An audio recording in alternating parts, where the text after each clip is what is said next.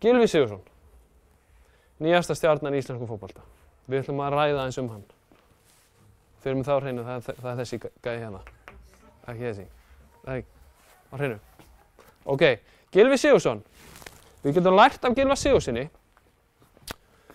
vegna þess að Gylfi fæddur 89, hann er 23 ára, verður 24 ára þessu ári.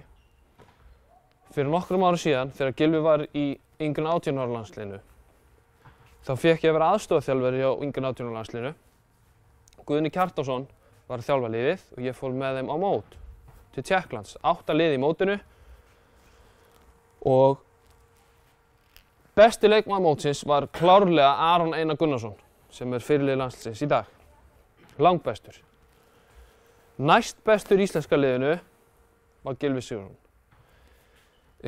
Þegar við vorum á einni æfingunni, þá vorum við að taka aukaspyrnur og Aron kastar gríðarlega langt eins og þau séð þegar við mættum á landsleiki.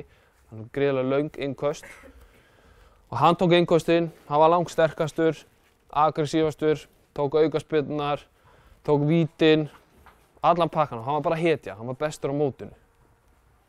Og við erum að taka aukaspyrnur á æfingu og Aron er að taka aukaspyrnunar og það er 5 manna veggur og markmaður í markinu.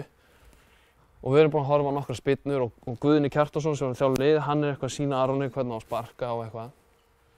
Hann var allt í einu pikkaði í öxlina á mér. Og ég leit svona við og þá var það Gylfi. Og Gylfi segir við mig, heyrðu, má ég ekki taka aukaspyrnur? Ég er búin að æfa aukaspyrnur mjög mikið og ég er hrikalega góður í þeim. Má ég ekki bara taka þær?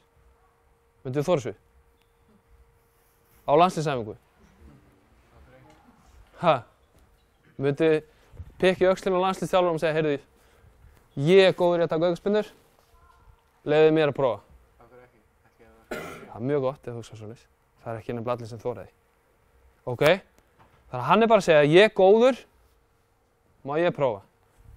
Ok? Og ég segi, heyrðu, já, ekkert mál hérna, Guðni, má Gylfi prófa að taka nokkra aukaspyrnur? Já, ekkert mál. Og Gylfi stillir á boltanum.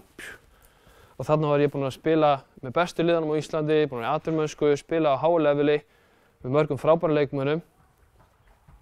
Og ég horfði á hann taka svona 10 aukaspyrnur. Og ég klóraði mér í hausnum vegna þess að þetta voru bestu aukaspyrnur sem ég séð.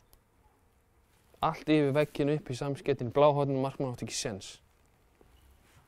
Og við klóraðum okkur svona í hausnum og Guðni segði, hérna, Gylfi, þú tekur svo bara aukaspyrnunar. Þannig að, það sem við getum lært af Gylfa er, hann er góður í fótbolta, en hann er líka með sjálfstraust. Hann er ekki bara flinkur að sparka boltanum, hann er líka með sjálfstraust.